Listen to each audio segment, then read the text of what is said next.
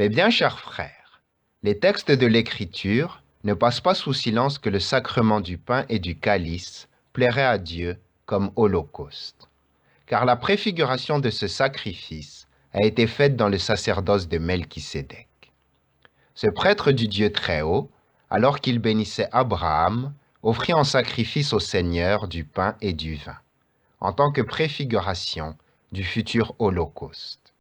Il fut le premier à faire cela comme type du Fils de Dieu. Le Père parle de lui dans la personne du psalmiste lorsqu'il dit « Tu es prêtre pour l'éternité, selon l'ordre de Melchisédek ». C'est selon le rite de ce sacrifice que le Seigneur, dans sa passion, accomplit son holocauste, en portant à la perfection le sacrifice de l'ordre de Melchisédek. Et il ordonna à ses apôtres de le faire en souvenir de lui.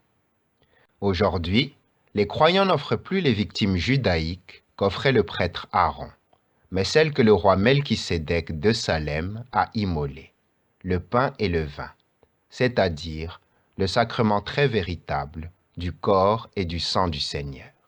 Le Seigneur en a parlé en disant « Celui qui mange ma chair et boit mon sang demeure en moi, et moi en lui. » Même Salomon nous montre le sacrement de ce sacrifice par l'immolation du pain et du vin, lorsqu'il dit « La sagesse s'est construite une maison.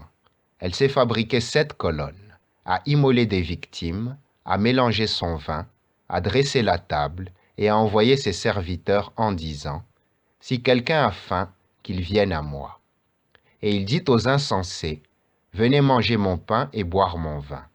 Abandonnez la stupidité et vivez, et marchez par les voies de la prudence. » Le Christ, qui est la sagesse de Dieu, s'est construit une maison sacro-sainte, l'Église, dans laquelle il a immolé les hosties de son corps, dans laquelle il a mêlé le vin de son sang, dans le calice du sacrement divin, et a dressé une table qui est l'autel du Seigneur.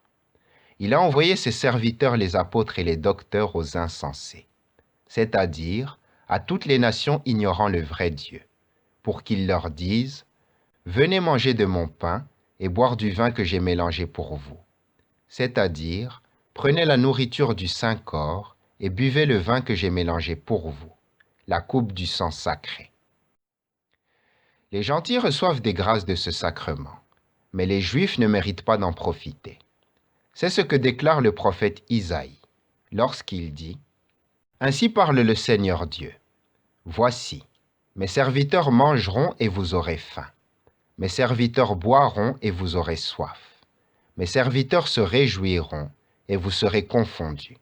Mes serviteurs chanteront dans la joie de leur cœur, mais vous crierez dans la douleur de votre âme, et vous vous lamenterez dans l'abattement de votre esprit. Vous laisserez votre nom en imprécation à mes élus.